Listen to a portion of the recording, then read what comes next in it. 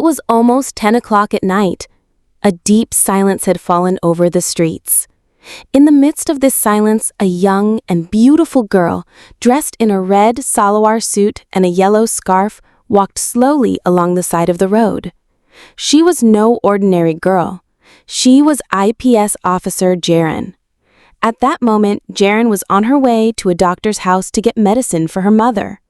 There was confidence in her stride, but the worry about her mother's illness was clearly visible on her face.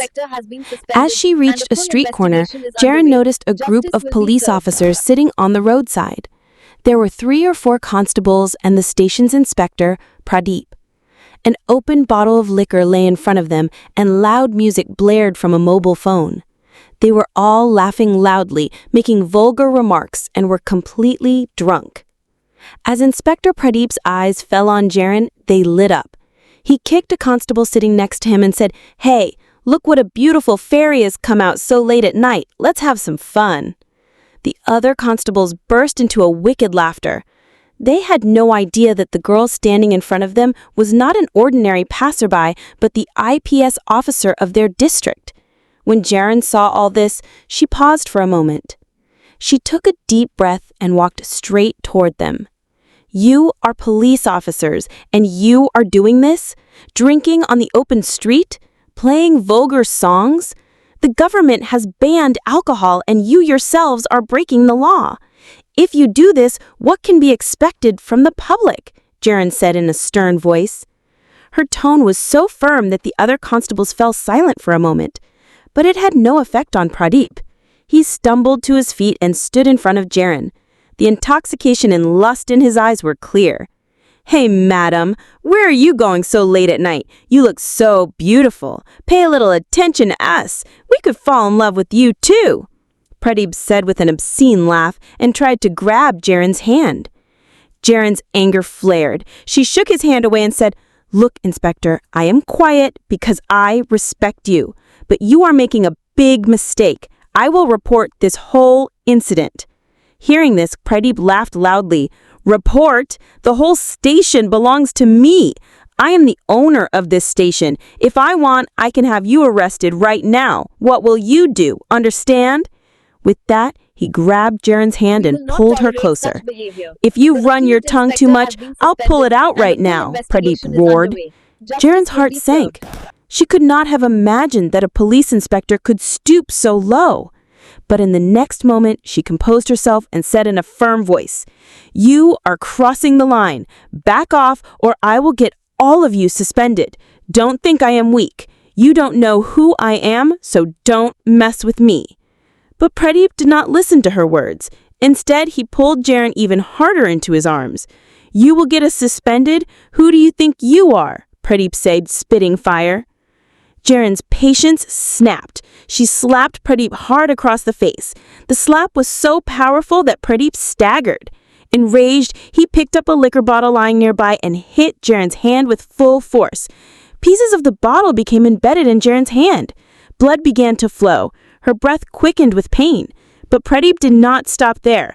He pushed Jerin and threw her against a motorcycle parked nearby. Jerin cried out in pain. One thought was running through her mind. If I back down now, these animals will go further. Lying on the ground, she composed herself. With rage and determination in her eyes, she reached for her mobile phone. But just then, Pradeep snatched her phone and threw it away. The situation had now become even more dangerous. The other constables stood up and surrounded her. Jerin understood that this was no longer a matter of argument, it could become a fight for her life. After the incident that night, Jerin's whole body ached with pain. Blood was still oozing from her hand, but the anger and resentment in her heart were more intense than any physical pain. Somehow she managed to compose herself, quickly escaped from there, and went straight home. Closing the door, she sat on her bed. Pradeep's vulgar words were still buzzing in her ears. Along with the anger in her eyes, there was also a sense of helplessness. This is happening at our district police station, and no one is speaking up. I don't know how many girls they have harassed this way. If a member of the public drinks alcohol, they are beaten and thrown in the lockup. But when the police themselves are roaming the streets like animals, who will stop them? But no, I won't stay quiet now. I will teach them a lesson. Determination shone in Jerin's eyes. She swore to herself, I will get them suspended. I will give justice to all the girls who have been the victims of their brutality.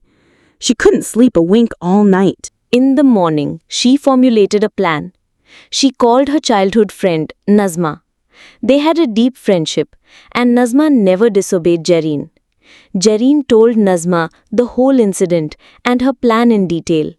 Nazma did not waste a moment and agreed to help her. The next night, as per the plan, Nazma was dressed like a completely ordinary girl. Wearing a simple salwar suit, she started walking slowly down the same road where Pradeep and his constables had been drinking the previous night. Jerin was also there, but this time she was hiding behind a tree far away. She had her mobile phone in her hand with the recording mode on. Just as expected, the same scene unfolded again. Inspector Pradeep and his constables were sitting by the roadside with open liquor bottles. Vulgar music was playing, and they were laughing a dirty laugh. A constable saw Nazma and said to Pradeep, "Sir, look, another girl is walking down the road today." Pradeep's eyes widened and he grinned. "Oh, it seems luck is with us today, huh? Come on, we won't let her go today. We'll have some fun." They all got up and went towards Nazma. Nazma stood still, acting scared. Pradeep stumbled towards her in a drunken state with a dirty smile and said, "What's the matter, madam? What's your name? Where are you going so late? Pay a little attention to us. Your face has driven us crazy."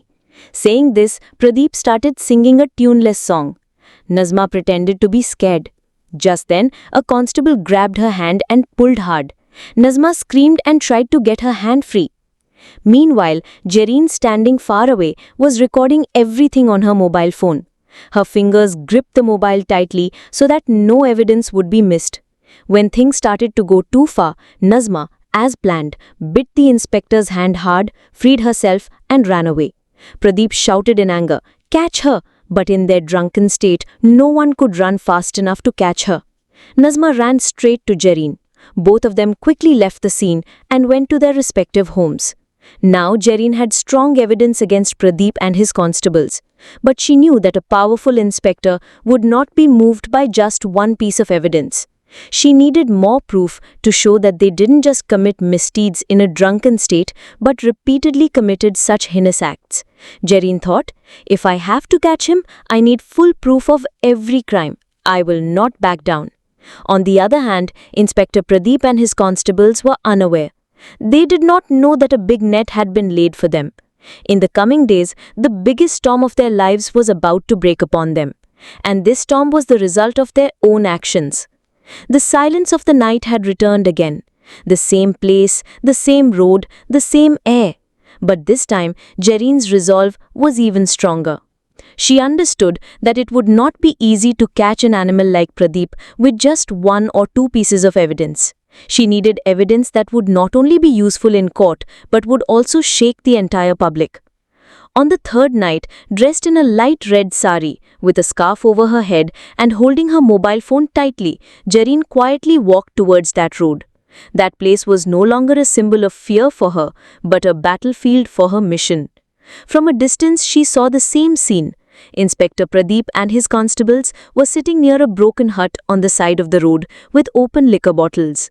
Music was playing on their mobile phones and they were laughing obscenely. Jerin took a deep breath, hid behind a bush, and turned on the mobile camera. The video recording started. For about 2 minutes, she recorded everything: the bottles, the laughter, the songs, the curses, and Pradeep's drunken face. When she felt the evidence was sufficient, she immediately returned home. Upon reaching home, she placed the mobile phone in front of her and watched the video repeatedly. Her anger grew with each viewing. "These are a disgrace to the police uniform. No one can save them. This evidence will destroy them," she said to herself. But Jerin knew that a video recording alone would not be enough. Pradeep's influence was significant. Many people at the station worked on his orders. To suspend him, she needed not only evidence, but also public support and the help of senior officers. The next morning, Jerin called some trustworthy women and elders of the neighborhood to her house. She showed them the video. Everyone's blood boiled after watching the video. An elderly man said, "Madam, if the police in our district do this, where will the public go? You are doing exactly the right thing. We are ready to testify." On the other hand, a woman said, "Madam, people like you are our hope. We will do whatever you say." A slight smile appeared on Jerin's face. She understood that she had public support. Now it was time for the next step. Jerin knew it would not be easy to directly get Pradeep in trouble. If she went directly to the police station to file a complaint, the matter would be suppressed. So she decided to go directly to the district's DSP Kabir Singh, then SP Akash Chauhan, and if necessary, to DM Anjali Verma. After collecting the evidence, she first went to the office of DSP Kabir Singh. The DSP was known as a strict and honest officer. Jerin showed him the entire video and explained the incident in detail. The DSP was stunned after watching the video. "Madam, this is a very big incident.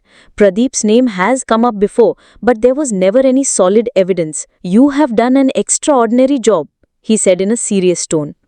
"Sir, I don't want this matter to be suppressed. I will testify myself," Jerin said in a firm voice. The DSP nodded. "You will have my full cooperation, but we need more evidence so that there are no loopholes." Hearing this, Jerin explained her next step. "Sir, I will make another recording. This time I will do a sting operation with some local people, including audio, so that the case holds up in court." The DSP agreed to her plan and said, "You will be given security and I will personally take this matter to the SP." That night, Jerin made another plan. This time she took 2 trustworthy boys and 1 woman from the neighborhood with her. They decided that the woman would pretend to be an ordinary passerby and the 2 boys would stand a little further away. Jerin was ready with her camera. As expected, Pradeep and his constables were seen doing their misdeeds again. They tried to stop the woman, made vulgar remarks and tried to grab her hand. Everything was recorded on camera. Now Jerin had both video and audio evidence. The next morning, Jerin went straight to SP Akash Chauhan. She showed him all the evidence and the list of public witnesses. The SP hit the table after watching the video. "These people are not worthy of being called police officers. Madam, you have shown extraordinary courage. I am immediately taking this to the DM." After that, Jerin and the SP themselves went to the office of DM Anjali Verma. Anjali Verma was known for her strict decisions. After watching the video, she said in a stern voice, "This is shameful. They are a disgrace to the police uniform. Madam, I am with you." The DM immediately ordered that a special team be formed to investigate the entire incident.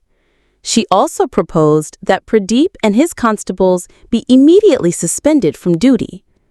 Jerin's hard work was paying off. Pradeep and his men still did not know that the countdown to their downfall had begun. Jerin collected written statements from the public and compiled all the evidence into a single file.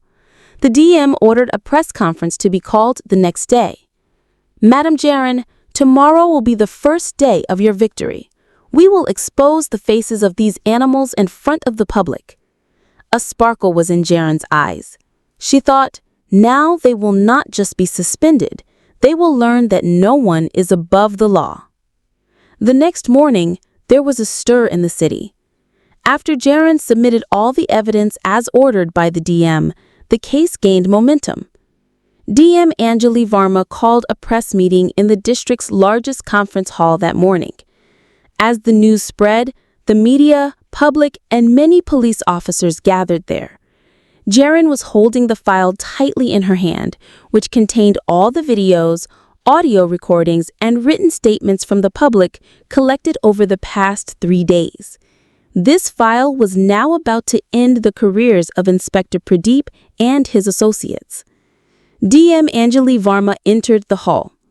Her face was stern, and her voice was filled with anger. "We have gathered here because there are some people in our police force who are not doing the work of the uniform, but the work of animals. IPS Jerin has put her life on the line to expose these criminals. Today, this video will be presented to the public and the media." Jerin stepped forward. She took the mic and addressed everyone. 3 days ago, I saw that Inspector Pradeep and his constables from our district's police station were drinking on the open street and harassing women. I tried to stop them, but they laid hands on me. They misbehaved with me. If I had remained silent, I don't know how many more girls these animals would have victimized. That's why I have collected evidence against them. After that, she played the video for the media and the public. On the screen, Pradeep and the constables were clearly seen in a drunken state, harassing women on the street, making vulgar remarks, and drinking alcohol. The people sitting in the hall became agitated after watching the video. The media cameras flashed continuously.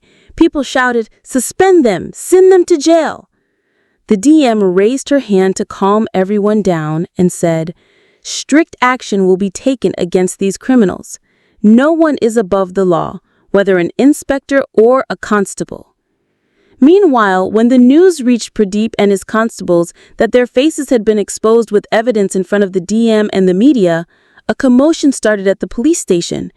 Pradeep shouted in a mix of anger and fear, "This is Jerin's conspiracy. I will see who suspends me." Just then, DSP Kabir Singh and Akash Chauhan arrived at the station with police force. "Inspector Pradeep," the SP called out in a stern voice. Pradeep tried to show arrogance.